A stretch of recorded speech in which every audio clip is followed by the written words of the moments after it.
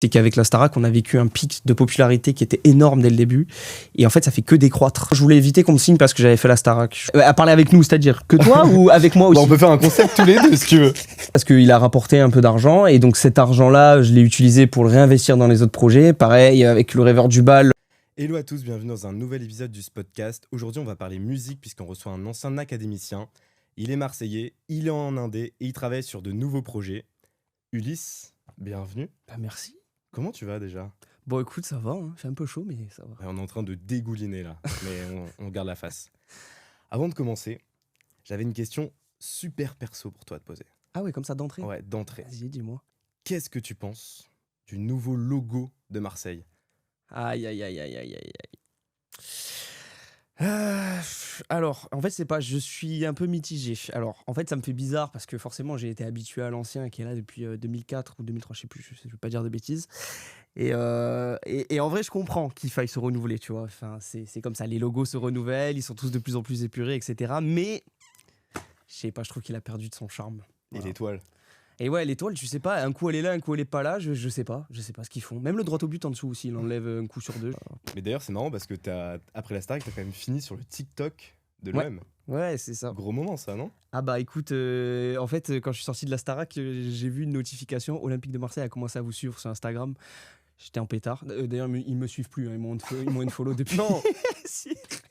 mais bref, quand j'ai eu la notif, j'ai fait un vous screen aimez et bien. tout. J'ai fait un screen parce que c'était un moment mémorable. Ah bah et oui. j'étais comme un ouf. Ah, tu fous. L'Olympique de Marseille qui me follow sur Instagram, moi j'étais fou. Et bah c'est comme un match de foot ici. Avant l'interview, on va t'échauffer un peu. Ouais, On appelle ici le Dilemme Express. Je te propose 2 choix ok. basés sur ta carrière, ta vie ou une petite question et tu réponds plus rapidement possible. Ok, donc pas de justification, c'est juste. Tu peux un peu te justifier. Ok. Tu préfères quoi entre gagner un Energy Music Awards ou bien Marseille gagne la Ligue des Champions ? Marseille gagne la Ligue des Champions. Moi je suis pour Lens et on y sera, la Ligue des Champions. Ah, ouais, je sais. C'était quoi? C'était un pic, ça, c'est ça? Voilà. Et si tu pouvais voler un single d'un de tes copains de ta promo Starac ? Oh là là, mais alors attention, celui-là, faut que je réfléchisse. Ce Vas-y. serait un track de Pierre Garnier, mais je sais pas lequel. Ce qu'on était, puisque il a marché de fou. Si tu pouvais remplir une salle entre le Dôme de Marseille ou l'Olympia ? Ah, bah en fait, je sais pas. Parce que le Dôme, c'est trop iconique pour moi, mais l'Olympia, la salle est beaucoup plus belle. Les lettres rouges et toutes Bah les ouais. lettres. Ouais. En vrai, je vais te dire l'Olympia, parce que le Dôme, en vrai, la salle, elle est pas si belle. Genre. Et si tu veux participer à une émission entre Danse avec les stars comme Emma ou bien Fort Boyard ? Fort Boyard tous les jours. Ah, tu sais que c'est l'un de mes rêves, je pense. Ah, mais moi, c'est mon rêve depuis que je suis gosse. Et moi aussi. De faire Fort Boyard. Mais moi, je regardais ça avec ma grand-mère tous les étés. Pareil. C'est qui la personne la plus connue de ton répertoire ? Ouah, c'est une bonne question, ça. Je pense que c'est Soso Manès. Hein. Ouais. J'entendais pas du tout à cette réponse. Choisir entre un dé ou bien être contrôlé plutôt par un label. En fait, ça, c'est ses avantages d'être en label. Hein. Mais ça aussi, c'est ses avantages d'être en indé. Je dirais que pour la liberté, l'indépendance. Et pour la charge mentale, label. Parce Ok. que c'est beaucoup de choses à gérer en indé, quoi. Et justement, ce dilemme résume assez bien aussi ta situation et ton début de carrière, Ouais. parce qu'on va en parler de tout ça. C'est maintenant le spot de l'invité. Et avant tout, on va un peu rembobiner. Toi, c'est vrai que t'avais un petit groupe de rock Ouais. quand t'étais petit, les Babies. C'est ça. Ah oui, tu es bien renseigné. T'as vu ? Je travaille. T'as ressorti des archives et tout T'as pour vu ça. Putain, c'est On bon. mettra des archives, t'inquiète, on va pas Ok. t'oublier. Oh, mince. En fait, moi, j'ai commencé la musique hyper tôt. Genre, j'avais 4 ans, Ok. je faisais de la batterie. Et les voisins, ils en pouvaient plus. Du coup, j'ai fait de la guitare. Et je faisais de la guitare classique, moi, au début, tu sais, voilà, du flamenco, machin, comme ça. Mais pas avec, branché, d'ailleurs. ouais, exactement. Mais moi, j'écoutais beaucoup de rock depuis tout petit, avec mon père qui me faisait écouter du Police, U2, Red Hot, Énorme. Nirvana, bon, voilà, tu vois, ce genre de trucs. Et du coup, moi, dès que j'ai commencé à faire de la guitare, j'ai voulu faire du rock, en fait. J'en avais rien à faire, moi, de faire de la guitare classique. Branchez-moi cette guitare. Exactement, donnez-moi une guitare électrique, je vais la brancher et je vais faire du rock, tu vois. Et du coup, à 10 ans, j'ai voulu créer un groupe. Donc, avec mon père, on a un peu organisé ça. Enfin, c'est surtout lui, parce qu'à 10 ans, j'organise C'est pas ce que j'allais grand-chose, dire. si je puis me permettre. Mais du coup, j'avais un pote quand j'étais petit qui, lui aussi, faisait de la guitare. Et donc, du coup, ça a commencé à 2, comme ça. Et, sauf qu'il était pas à l'aise avec le Mediator. Ok. Du coup, il s'est mis à la basse plutôt qu'à la guitare. Et du coup, j'ai pris moi la guitare. Et il fallait que quelqu'un chante. Il avait pas du tout envie. Moi, mon père chantait, donc du coup, bon, bah vas-y, je vais chanter. Et donc ça a commencé comme ça, on n'était que 2, avec Bobby, si tu passes par là, big dédicace à toi, Bobby. Bref. C'est lui qui nous faisait répéter, donc il écrivait les chansons avec nous, etc. Donc Ok. il était là avec nous, on répète tout le temps. Donc ça a commencé comme ça à 3. T'as aussi fait Rising Star avec ce Rising Star. Rising Star. Rising Star. Oui, j'ai fait Rising Star, en effet, quand j'avais 14 ans.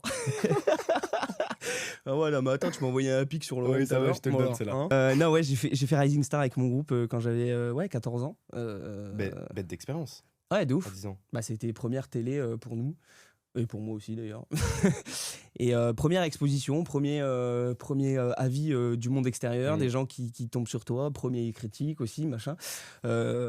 C'était pas évident en vrai, hein, à 14 ans, de se manger un peu des haters. Tu sais, C'était comme quoi? Mais je suis choqué. C'était tu sur m'avais Facebook déjà- en plus. Ah ouais. Ouais, c'était sur Facebook à l'époque. Et Les c'était par haters. exemple quoi les critiques qu'on pouvait mettre? Parce que sur un groupe, vous aviez entre 10 et 15 ans, hein. Ouais, qu'on n'était pas des super bons musicos et tout, machin, que moi, mon accent anglais, il était pourri, ce qui est vrai, voilà, honnêtement, mais bon, à 14 ans, j'aimerais bien Ça voir fait des mal. gens... Oui, c'est ce que j'allais dire. voilà. Mais non, c'était une bête d'expérience, en vrai, c'était trop cool. Tu penses que t'étais moins stressé quand t'étais petit Ouais. que quand t'étais plus grand, quand t'as fait la Starac? Oui, largement. Ouais. Mais je pense que toi aussi, globalement, et tout le monde, on est moins stressé en étant plus petit parce que on réalise moins de choses, on est beaucoup plus innocent et juste on kiffe l'instant, tu vois. Aujourd'hui, tu as tout ce recul, tu as toute l'expérience, entre guillemets, le fait que quand tu grandis, tu réalises à quel point il y a certaines choses, certaines difficultés de la vie, tu vois, j'ai envie de te dire. Et ouais, du coup, tu stresses plus en grandissant. C'est fou parce que j'en parlais l'autre fois avec des potes, mais moi, quand j'avais 19 ans, c'est il y a 4 ans, mais j'avais fait Touche pas à mon poste en tant que chroniqueur, tu vois. Mais non. Et du coup, j'avais fait une émission. Ok. Mais du coup, j'avais zéro stress, j'étais vraiment allé comme ça. Mes potes m'avaient dit, allez, let's go et tout. Et maintenant, si je le faisais maintenant, je serais super stressé. Entre les vrais cams, tous les téléspectateurs qui sont en direct, parce que tu te poserais déjà plus de questions, tu vois. Ouais. C'était quoi tes inspi? Avec quels artistes t'as grandi? Le rock, voilà, YouTube, donc le rock que mon père me faisait écouter. Et puis après, moi, en grandissant, j'ai découvert d'autres artistes, d'autres groupes, un peu plus punk, donc genre Sum 41, Blink 182, Papa Rock, enfin ce genre de groupe-là qui était un peu plus pop-punk. Et ouais, moi, c'était toute mon adolescence, ça tournait autour de ce genre de groupe. Et du coup, quand on composait des chansons avec les gars, on s'inspirait de ce genre de riff et tout, machin, quoi. Et ce qui est fou, c'est que t'as une vraie vibe, un peu type un peu à la Justin Bieber à l'ancienne, ou un peu Post Malone aussi, tu vois, un peu ces genres d'influence des US. C'est énormément Post Malone, c'est bien de me lancer sur le sujet, c'est mon artiste préféré. Et ouais, pas mal de Justin Bieber. J'écoutais pas avant, parce que tu sais, je faisais partie de ces petits cons où c'était pas trop la mode d'aimer Justin Bieber, il y avait que les filles, tu vois, donc du coup tu crachais dessus. Mais ouais, j'ai eu une période un peu électro. Quand le groupe il s'est arrêté, je suis parti sous le pseudo de Ulysse From Mars. Ok, From Mars. Et ouais, parce que Marseille et puis From Mars en mode futuriste, la planète Mars. C'est pas moi qui ai trouvé le jeu de mots, c'est mon daron. Mais ouais, je me suis lancé dans l'électro parce que faire du rock solo, c'était un peu bizarre, je trouvais, à l'époque. Mais j'ai vachement changé d'avis d'ailleurs. Mais bref. Je pense qu'aujourd'hui, c'est guitare, musique et on y va. Ah ouais, c'est ça. Moi, je pense qu'il faut juste faire ce que tu as envie de faire. Mais ouais, du coup, je me suis lancé dans l'électro parce que en plus, c'était un peu, tu sais, la période Avicii, Martin Garrix, machin, Tomorrowland. Ouais, c'est ça. Du coup, j'écoutais Animals, moi, pour aller au lycée. Dans les oreilles. Ouais, j'ai trop envie de faire ça et tout. Et du coup, petite période DJ. T'as beaucoup exploré, comme on l'a dit. Il y a une émission qui va changer ta vie. C'est une deuxième émission qui va changer ta vie. C'est la Star Academy. Que tu intègres déjà, ça fait combien de temps là? Ça fait 2 ans que je suis sorti du château, ça fait 1 an et demi, ouais. Ok. À peu près. Et est-ce que tu te souviens du moment où on t'a dit oui? En fait, on m'a pas dit oui, parce qu'on te dit jamais oui. On te dit, t'es sûr, on est sûr à 90% que tu intègres l'émission. On dit jamais 100% parce que... En mode, si tu fuites ou si tu... Enfin, je sais pas, il se passe une dinguerie, tu trouves des folies sur toi, machin. En fait, tant que t'es pas monté sur le premier prime et que t'es pas apparu devant les gens à la télé, c'est pas sûr, genre.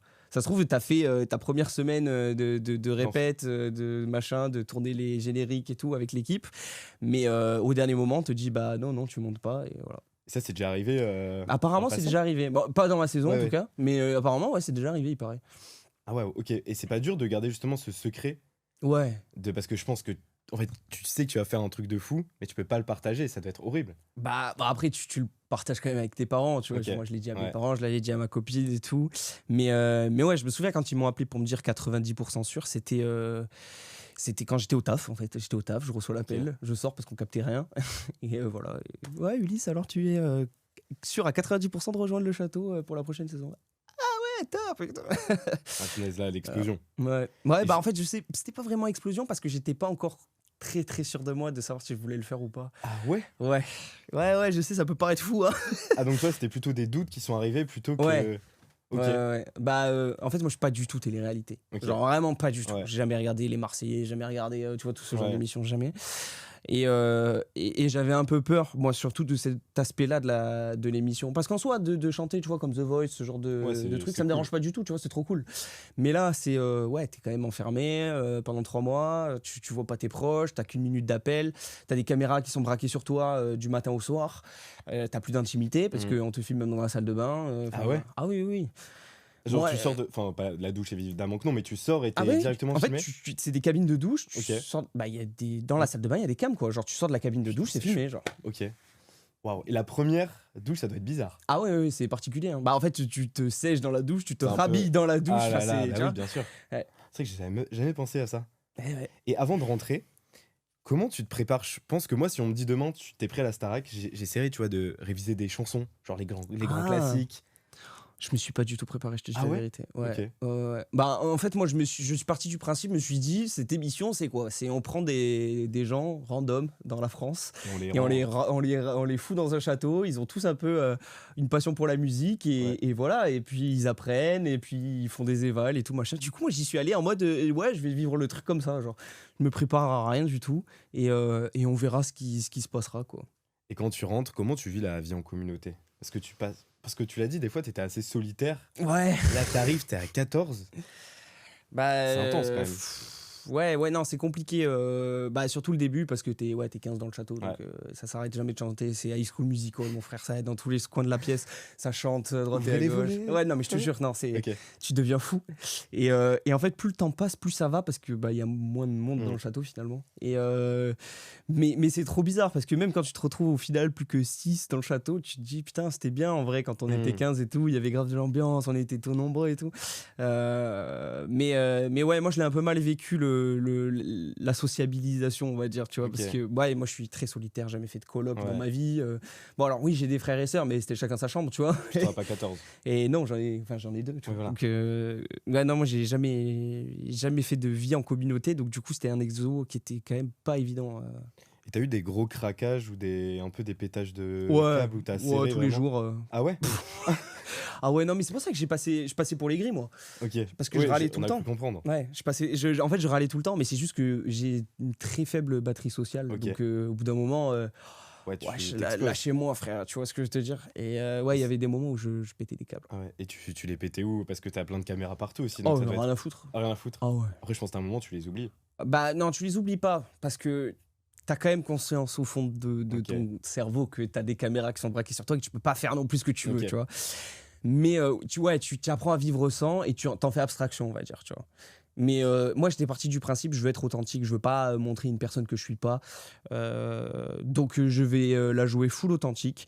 Enfin, on est des humains, genre on râle, frère, c'est normal. Ah bah ouais. Bah, voilà, sauf que bah après, je peux comprendre que certains avaient pas envie de dégager ce genre de choses Oui. et en sachant qu'il y avait des caméras, ils étaient plus une version édulcorée d'eux-mêmes, tu vois. Après, c'est pas... je pense qu'au début, tout le monde essaie de donner le Mais meilleur bien sûr. aspect de soi-même, mais il y a un moment, comme tu dis, tu restes 3 mois. Ouais. Ah, je pense qu'il y a un moment, tu peux plus, quoi. Ah, c'est pas possible. Mais d'ailleurs, toi, le côté aigri, ça t'a quand même un peu aidé d'un côté sans que tu le saches. Et les gens ont pas mal aimé ce côté. Ça les a fait beaucoup rire. Ouais, c'était un peu un côté caricatural. Mais en vrai, moi, je préfère en Ouais, rigoler et jouer avec. Tu vois, par exemple, genre, mon merch que j'ai sorti après, Ouais. il s'appelle Aigri, mon merch, tu vois. C'est pas le merch de Ulysse, c'est Aigri, tu vois. Aigri. pas mal. Donc, je préfère en jouer, tu vois, plutôt que. C'est quoi un peu l'anecdote la plus folle du château que t'as raconté à tes proches après, tu vois, et ils ont vraiment été choqués ou ça les a fait beaucoup rire? Bah, en vrai, t'as pas beaucoup d'anecdotes que tu peux leur raconter après coup, puisqu'ils voient tout. Oui, c'est Et que vrai. c'est tout le temps filmé, tu vois. Parce qu'en vrai, il se passait pas grand chose off-cam, dans le sens où bah, la prod voulait pas. Elle voulait que s'il se passait des trucs, il fallait que ce soit Ouais. pendant que c'est filmé. Donc, il se passait pas des trucs de fou. Mais en tout cas, moi, le truc le plus fou que j'ai vécu au château personnellement, c'était quand Aaron est venu me faire une surprise le lendemain Ouais. mon anniv pour chanter U-Turn avec moi. Donc, voilà. C'était fou.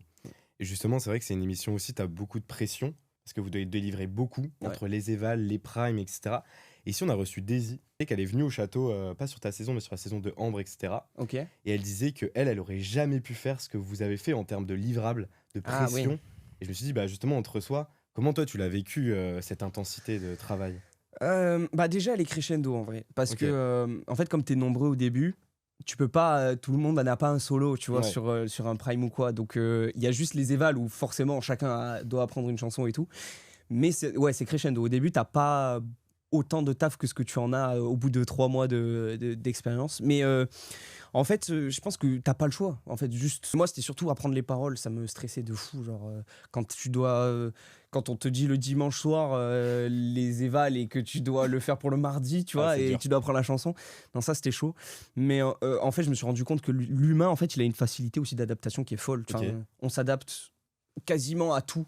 Genre, demain, j'en sais rien, je te change ton mode de vie complètement, je te fais habiter dans un autre pays et tout. Mm. Ça va être dur au début, mais tu vas finir par t'y habituer parce que l'être humain, il est comme ça, tu vois. Et quand t'es dans le château, est-ce que enfin, t'as beaucoup de nominations? Toi, t'en as fait Ouais. 6, je crois. 7. 7. Ouais. Enfin, et une fatale, du coup. Oui, bah oui. Mais t'as quand même été sauvé 6 fois. Ouais. Et comment tu vis ce truc des nominations en plus de toute cette compète? Moi, je l'ai très très mal vécu Ok. parce que, en fait, je suis très très mauvais perdant dans la vie de base. Ok. C'est quelque chose qui est là depuis toujours. Hein. J'ai Ok. toujours été très mauvais perdant depuis tout petit. C'est pour ça que je déteste la compétition de manière générale. Parce que comme j'aime pas perdre, bah, je préfère ne pas jouer, tu vois.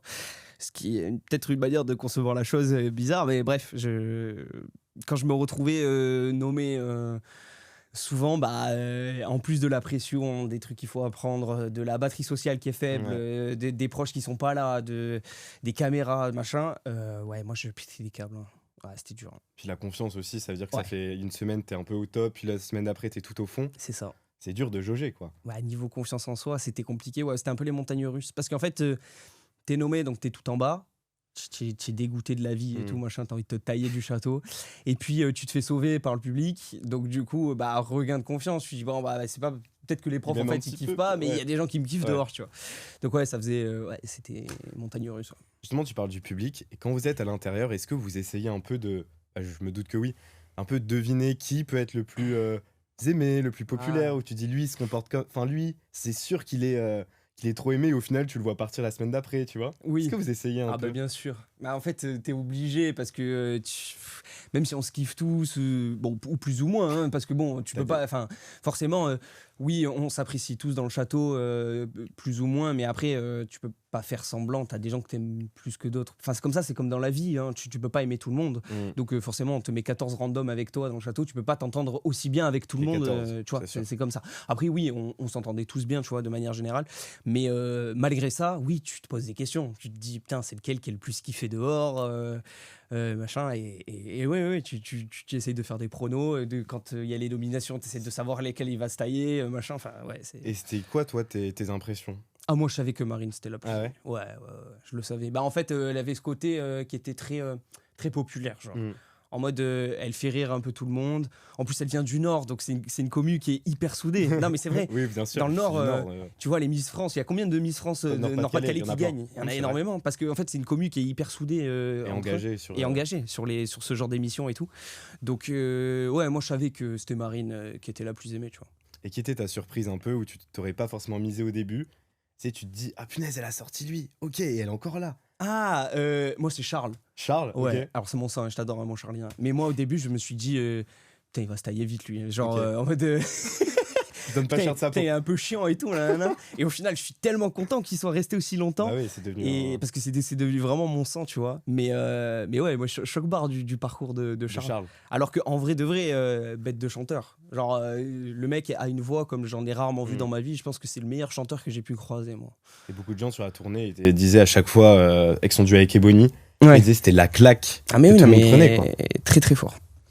Et justement, en plus, tu le disais tout à l'heure, que tu l'as notamment dit à ta copine, que tu allais rentrer au château. Ouais. Et justement, tu savais pas, mais sur Twitter, ça s'est beaucoup emballé, justement, entre toi, Marine, etc. Ouais. Et je me suis dit, comment, tu sais, elle a un peu vécu. Est-ce que toi, tu t'attendais à ce que dehors, il y ait tout cet engouement, ce truc des chips un peu, comme ils peuvent faire?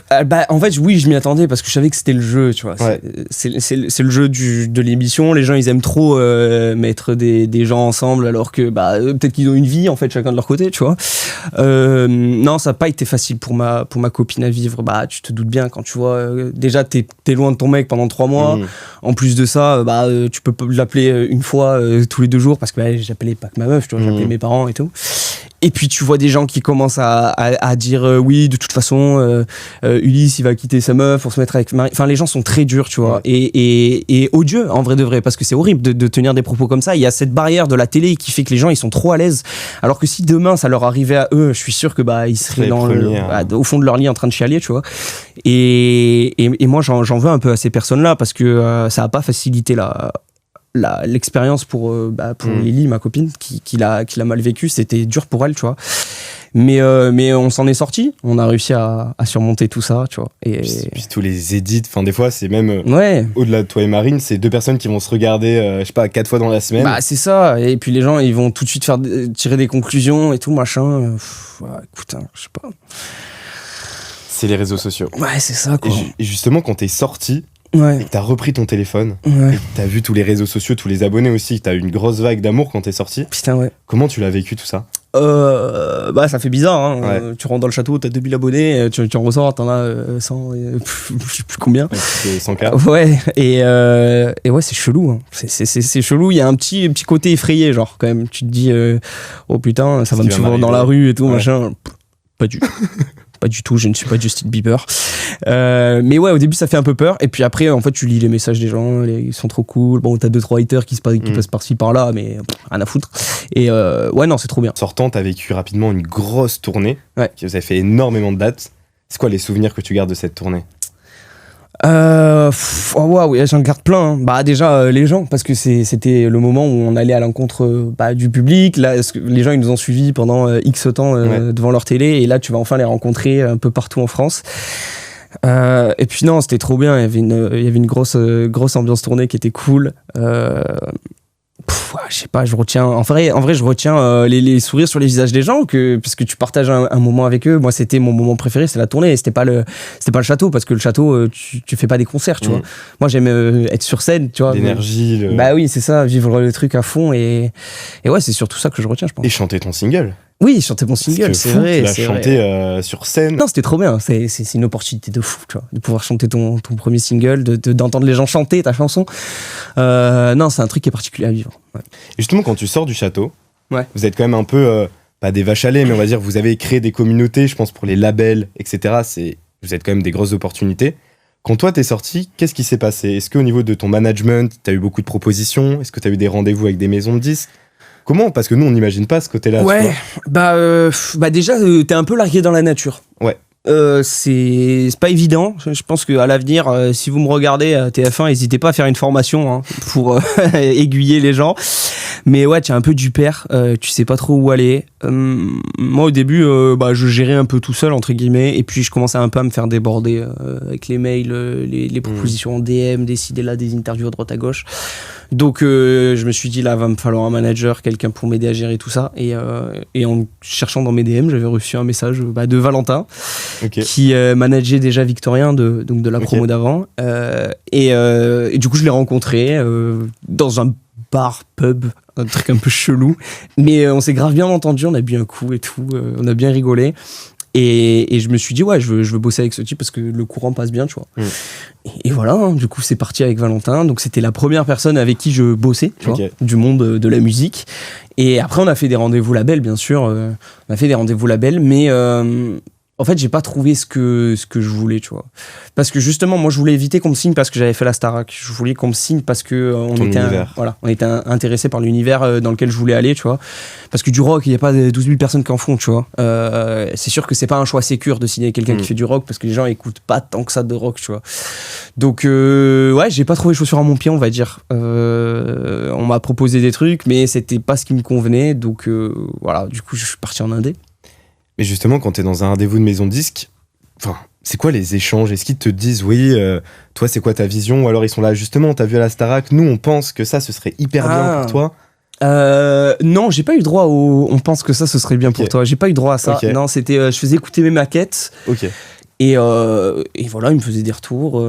Ouais, celle-là, je l'aime bien, celle-là, j'aime moins. Ouais, c'est cool, tu sais où tu veux aller.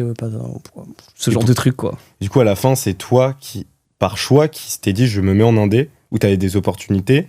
En fait, il y a eu une opportunité dans laquelle j'aurais beaucoup aimé, mais ça s'est pas fait. Enfin, pas de mon côté en tout cas, ça s'est pas fait de leur côté. Ils ont changé d'avis, tu vois. Et puis, c'est pas grave, c'est comme ça. Mais sinon, le reste, je sais pas, tu sais, tu rencontres les DA de label et tout. Et, je sais pas, soit le feeling il me passe bien, soit il me passe pas trop. Et je sais pas. En fait, quand je sortais, j'étais pas ultra emballé. C'est que pour moi, c'était un signe que fallait pas y aller, tu vois. Et puis, en fait, tu as plusieurs contrats aussi différents quand tu signes en label. Tu as le contrat d'artiste, le contrat de licence, le contrat de distrib. Alors justement, est-ce que tu veux peut-être expliquer, peut-être que ça intéresse rapidement vas-y, je fais la rapide. différence, tu vois, entre... Je fais rapide.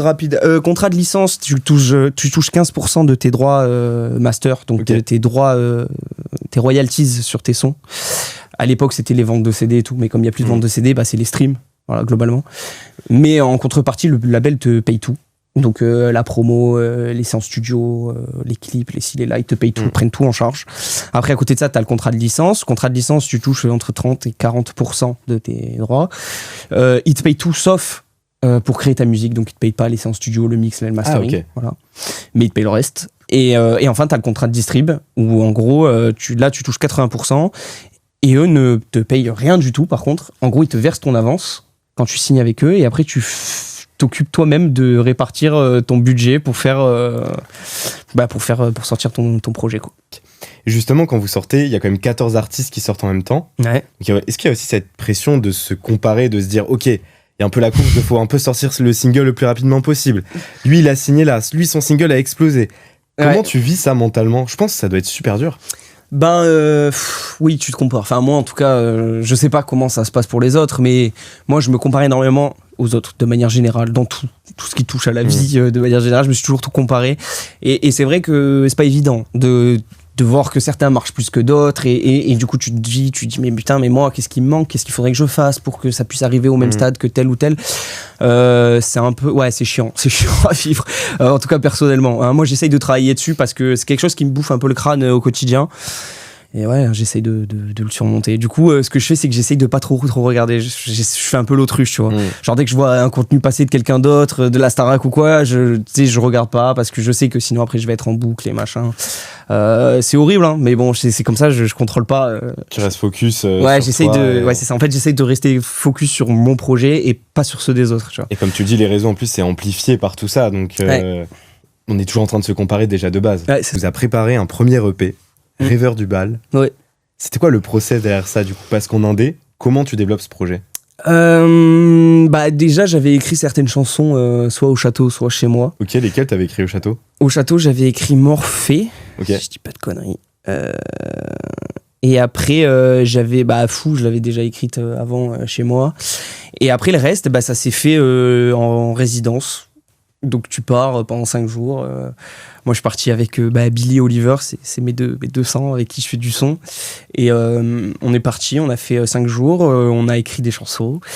Et puis après, on a fait un deuxième séminaire dans lequel on a choisi lesquels on allait mettre dans l'EP. Parce que, voilà. Et on a peaufiné ceux que, du coup, on allait sortir. Et en fait, tu fais un tableau, tu vois tous les sons que tu as et tu te dis, bon, il faut qu'on essaie de trouver un lien entre les sons et tout, machin, de trouver une corrélation. Et voilà, c'est comme ça que le projet il est né, quoi. Et pourquoi le rêveur du bal ? En gros, c'est le titre d'un des sons. Okay, et en fait, c'est pas moi qui ai trouvé ça, c'est Lucie.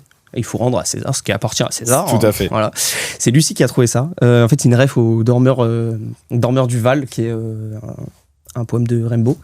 Et elle m'a dit ce serait joli de mettre le rêveur du bal, parce que j'ai un peu cette image de toi, Ulysse, du mec qui, pendant les balles de promo, t'es un peu le mec qui danse pas, qui est dans son coin et qui rêve, quoi. Ouais. Donc j'aimais beaucoup cette image et voilà, quoi. Et comment financièrement tu finances ce projet ? C'est compliqué. Parce que déjà à notre âge, c'est dur de se connaître financièrement. Enfin, moi je le vois un peu avec déjà mon podcast, mais toi, comment tu crées ce projet ? Avec quel argent surtout ? En vrai, avec l'argent de la Starac, de la tournée, parce que la tournée, les dates nous rapportaient de l'argent et c'est de l'argent que j'ai réinvesti dans mes projets, quoi. Et combien on gagne par exemple sur une tournée Starac ? Approximativement, je sais pas, parce qu'on a fait 60 dates. 60 dates ? Ouais, on a fait 59 exactement. Mais je te l'accorde. Mais ouais, 60 dates, je sais plus, c'était autour des me souviens plus, entre 25 et 30, je pense. Ok. Brut. Donc, bon, après, tu fais ton calcul, quoi. Calcul. Et après, bah, du coup, en fait, c'est cet argent-là que j'ai réinvesti dans mes projets. Et puis, après, oui, j'avais eu une petite avance de Sony parce que j'avais signé en publishing chez eux. Ok. Et donc, c'est aussi de l'argent que j'ai utilisé pour le projet. Et puis après, parce qu'il a rapporté un peu d'argent, et donc cet argent-là, je l'ai utilisé pour le réinvestir dans les autres projets. Pareil, avec le rêveur du bal, l'EP, je l'ai utilisé. Enfin voilà, tu vois, c'est une machine. Ouais, en fait, ça me rapporte pas d'argent aujourd'hui. Je vis de l'intermittence parce qu'en fait, mes projets. C'est sur toi-même. Ouais, c'est ça. En fait, les sous que me rapportent mes sons, bah, je les réinvestis dans les autres projets, tu vois. Par exemple, un son comme Fou, qui a été pas mal écouté, avec celui-là, t'as réussi à financer tout ton EP ? Non, pas tout. Ok. Non, ça coûte trop cher un EP pour être juste financé avec eux. Parce que moi, je suis vraiment dans une jauge assez basse, tu vois. Ok. Mais je sais pas, je devais être autour des 15 et 18, je pense, Ok. entre 15 et 18 pour l'EP. Si je dis pas de conneries. Et ouais, non, c'est un petit budget, quoi. Et comment tu répartis un peu ton budget ? T'as combien à peu près sur la production, combien sur ta promo ? En fait, la plus petite partie, je dirais que c'est tout ce qui concerne le mix et le mastering du son. Ça va, c'est pas ultra cher en vrai. Non, le plus cher, c'est tout ce qui concerne la promo, hein. C'est attaché de presse radio, attaché de presse web, machin. Ça, c'est ce qui coûte le plus cher, mais en vrai de vrai, c'est le plus important, hein. Parce que t'as beau avoir fait des sons, c'est des bangers, s'il y a personne pour les écouter, c'est compliqué. C'est compliqué. Et donc ouais, c'est ça le plus cher, mais c'est le plus important aussi. Donc, Et les réseaux sociaux, comment tu les utilises, toi ? Parce qu'on voit que là, en ce moment, TikTok, ça y va. Ouais, bah j'ai pas le choix, hein. J'ai envie de te dire, je suis en indé, hein, donc j'ai pas le choix. Bah je les utilise à contre-cœur, hein, parce que moi j'aime pas du tout les réseaux sociaux, hein, et c'est juste que je suis obligé de faire avec les cartes que j'ai. Et donc du coup bah je c'est poste, gratuit, hein. l'air de rien. Ouais, c'est ça, c'est gratuit. Et aujourd'hui t'as cet aspect qui peut être viral sans trop le contrôler, tu vois. Aujourd'hui, tu peux faire une vidéo TikTok. Enfin, il y a des sons qui sont nés de TikTok. Quand t'entends une musique, tu dis mais c'est une musique TikTok, ça. Bah non, là-bas c'est un artiste, il a fait son son et ça s'est perdu sur TikTok, tu vois. Donc tu te dis peut-être que moi aussi je vais y avoir droit. Donc tant qu'à faire, autant tenter sa chance et faire des vidéos tout le temps, quoi. Ce qui est hyper dur aussi, c'est la loi la loi un peu de l'algorithme. C'est-à-dire que tu vas faire une vidéo où tu vas dire ok, celle-là. Ah, c'est dur. C'est sûr que j'y ai passé du temps, c'est sûr qu'elle va péter. Et tu te rends compte que c'est la vidéo où tu t'es mis face cam, c'est tout le temps ça en plus, mal réveillé, et c'est celle-ci qui va te faire exploser. Non mais je te jure. En fait, je sais pas, je me demande si les gens sur TikTok, ils en ont pas, entre guillemets, rien à foutre que tu fasses ta promo. Parce que genre quand tu fais des vidéos un peu quali avec un playback, machin, les paroles, les lyrics et tout, ça marche jamais, genre. Ça marche pas. Et quand je fais une vidéo à la con où je pète un câble devant mon téléphone parce que je dis bon les gars, ça commence à me casser les couilles, j'ai passé du temps sur la vidéo d'avant, donc vous allez aller la voir. Bah, cette vidéo là où je râle parce que l'autre elle a pas fait de vue, elle a pété par contre, tu vois. Comme par hasard. Non mais c'est trop chiant. C'est infernal. Enfin, s'il vous plaît, sélectionnez les contenus que vous regardez. Mais tu sais que du coup, ça m'a hyper matrixé parce que maintenant quand je vois une vidéo d'un artiste sur TikTok qui fait la promo de son son, je l'écoute jusqu'à la fin, volontairement. Je m'arrête et je la regarde jusqu'à la fin. Le son me plaît ou ne me plaît pas, tu vois, peu importe. Je lâche mon like ou je le lâche pas, mais je reste jusqu'à la fin de la vidéo parce que je me dis, moi aussi je passe par là, c'est dur. Ça m'a fait beaucoup rire quand t'as parlé de ta courbe de rétention. Ouais. Qui fait moi aussi, hein. C'est infernal, frère. Et tu te rends compte qu'ils regardent 4 secondes. Ah mais c'est dur, hein. Et je me dis bon, moi à la limite c'est des gens qui parlent, mais toi quand c'est ta musique, tu te dis t'as même pas entendu le refrain, tu vois. T'as entendu 2 notes et t'as swipe, genre c'est grave. C'est dur, quoi. Mais après en vrai tu te dis c'est peut-être parce que la personne qui a eu ton TikTok avait envie de voir à ce moment-là, genre. C'est sûr. Moi il est dans, je sais pas, il est dans le métro, il a envie de se divertir et de voir des vidéos de cons et il voit un mec qui est en train de faire la bronze, il me dit oh vas-y ta gueule, casse-toi de là toi. Montre-moi des vidéos de chats qui c'est dur, quoi. Il y a un mot qui était marrant aussi, ce que t'as dit et qui serait assez vrai, c'est où est la méritocratie. Ah ouais. Et je trouvais que ça c'était assez vrai, tu vois. En fait j'étais tombé sur une vidéo YouTube que je vous invite à aller voir d'ailleurs. Je sais plus qui c'est qui l'a fait, mais je te l'enverrai, qui disait est-ce que la méritocratie existe, et j'ai pris une grosse gifle en regardant cette vidéo parce qu'en fait tu te rends compte que mine de rien la chance elle est partout, parce que rien que l'endroit où tu vas naître, dans quel pays tu vas naître, déjà c'est du random, c'est de la chance.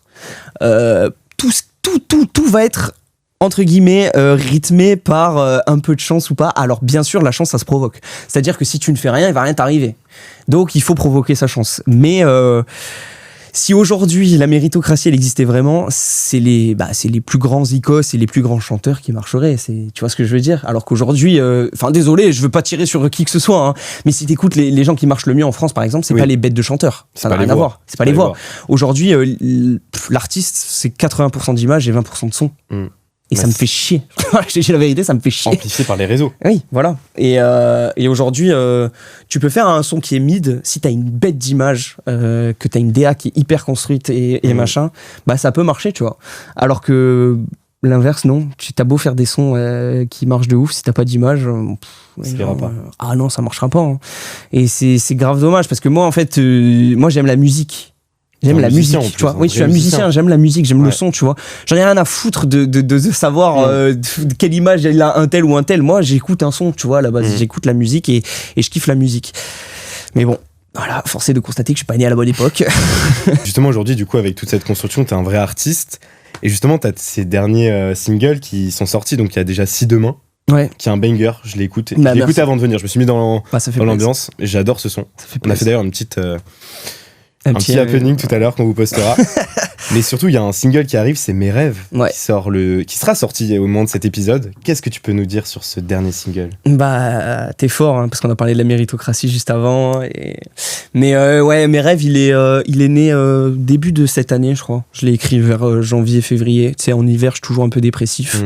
Quand arrive l'été, ça va un peu mieux, mais j'étais... prime. Ouais. Mais là, j'étais vraiment chaud dans le mal, période de down. Je commence un peu à remonter la pente, là. Oui, ok, c'est quand même... Ouais, ça a duré longtemps, ça a duré 3 à 4 mois, tu vois. Mais j'ai écrit ce son, janvier, février, quelque chose comme ça. Et ouais, c'était un moment où j'en avais marre, genre. Je me disais, putain, l'EP il est sorti, ça marche pas comme j'aimerais que ça marche. Après, je pense qu'on est beaucoup à avoir ce genre de remise en question et de constat. Ouais. J'en discutais pas plus tard qu'hier avec Maureen et Charles. On est nombreux à être dur envers soi-même et à se dire, putain, ça marche pas comme j'ai envie. En même temps, quand t'as passé énormément de temps sur un projet, tu t'es investi de ouf, t'as envie que ça marche, tu vois. Et puis, il y a la désillusion de ça marche pas comme tu aurais aimé. Et puis, en fait, aussi, le truc, c'est qu'avec la Starac, on a vécu un pic de popularité qui était énorme dès le début. Et en fait, ça fait que décroître, tu vois, depuis qu'on ne voit plus à la télé. Et en vrai, c'est comme ça, c'est normal, tu vois. Mais c'est pas un truc auquel j'étais préparé, moi, personnellement. Tu vois, je savais que j'allais avoir un pic de popularité et je me suis dit, au pire, ça stagne, au mieux, ça monte, tu vois. Mais jamais ça descend. Ah non, je savais pas, tu vois. Et tu t'y fais toujours pas cette idée de. Si, progressivement, tu vois, je suis en train de l'accepter. Et ouais, du coup, cette chanson, elle est née de ça. C'est genre, je vois que ça marche de moins en moins. Mais moi, j'ai pas envie de voir ce rêve que je commençais à toucher s'en aller, tu vois. J'ai pas envie de ça. Donc ouais, je relancerai la roue 100 fois s'il faut le faire. C'est ce que je te disais juste avant. La chance, ça se provoque, donc il faut poster. C'est ce que je vais faire. Genre, je le ferai jusqu'à ce que ça marche et peut-être que ça marchera jamais. Mais je veux pas avoir de regrets et de me dire j'ai pas tout tenté pour que ça marche. Tu vois. C'est quoi ton rêve? Parce que je me doute que, je crois qu'on en a un peu parlé, mais c'était pas d'être une superstar. Non. Toi, tu veux avoir ton public. Ouais, c'est ça. Moi, je veux pouvoir en vivre, en fait, tu vois. Je veux pouvoir vivre de la musique sans me dire, putain, la fin de mois, ça va être chaud parce que j'ai pas fait de concert, mon titre, il a pas fait assez de stream, là. En fait, j'ai envie d'être, entre guillemets, serein dans ma manière de produire, pas produire sous la contrainte de la musique en me disant, il faut que ça marche, il faut que ça marche. Parce que là, il faut des streams, Ouais, c'est ça. Ouais. Moi, mon rêve, c'est de pouvoir vivre confortablement de ma musique, tu vois.